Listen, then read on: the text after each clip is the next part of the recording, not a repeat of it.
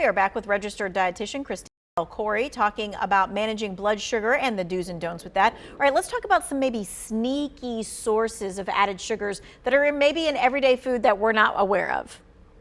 Some of the common ones that you'll see are going to be things like honey, agave, maple syrup, or maybe even things like brown sugar or turbinado or raw sugar. So you might see those on the label. Those are sources of added sugars, and they tend to be marketed in kind of a different way of maybe that they may be a little bit healthier for our blood sugar. Or natural or whatever it is. Okay, Correct. and so to spot those hidden sugars when we read those labels, we just need to really turn the things over on everything from like spaghetti sauce to ketchup. Yeah, and I actually have an example here. You may not be able to see it well, but you know on the side of your box, you do have a nutrient facts panel. Best place you can look for it is look down for total sugars, and right under that it'll say added sugars.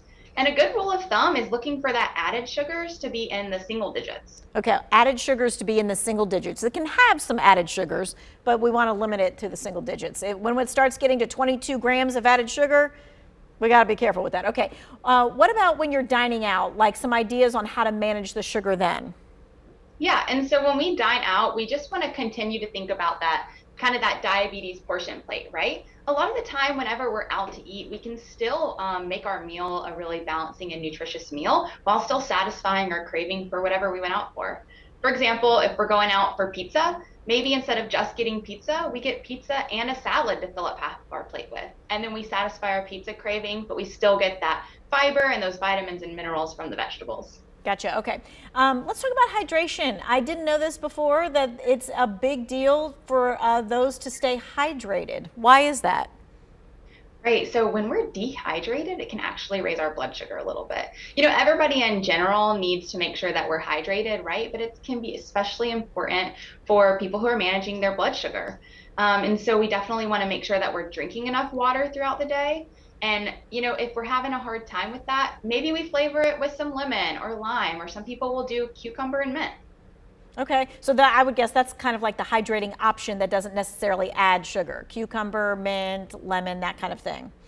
Yeah, or maybe herbal teas or sparkling water or things like that. Okay, what are the drinks that we just need to steer clear of?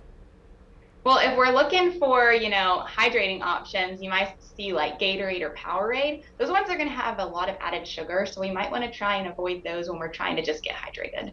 Of course, trying to limit the sugar-sweetened beverages like sodas, juices, sweet teas, and lemonade, because all those are going to tend to give us a blood sugar spike.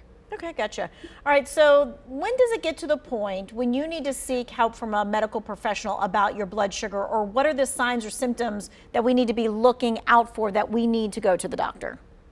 Yeah, some signs of our blood sugar being too high are frequent urination, so you know we're going to go pee a lot, or feeling really, really thirsty, like we can't quench our thirst. And so if you were to check your blood sugar and maybe it's over 250, but you also feel like you might vomit or you have vomited, that's a sign to go seek medical attention or talk to your doctor. A sign that we may need to go immediately is if you check your blood sugar and your meter just reads as high, HI, or it might say HIGH. So that means it's too high to read and we should go get attention immediately. I think it's interesting what you said about that, the symptom, like if we're feeling like we want to throw up or something like that, because I think people eat and then they go, oh, it just must have been something that was bad, or I just must have overeaten. But we have to really be kind of like thinking about how our body is doing. Right, right. And so if we check our blood sugar and it's been 250 or maybe above that for a while, and we have that feeling of nausea or vomiting, it could be a sign of a complication called diabetic ketoacidosis that we want to avoid.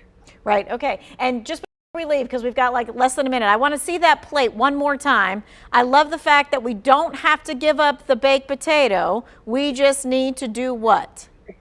Add veggies, right? And have some lean protein with it. Okay, add half the plate that is green and then some lean protein. Thank you for your time. Yeah. It doesn't even have to be green. Lots of different colors are important. That's good to know too. All right, that's it for our talk on blood sugars. If you missed any of this, maybe a family member or a friend needs to hear some of this, we're going to have this interview for you in the To Your Well-Being section.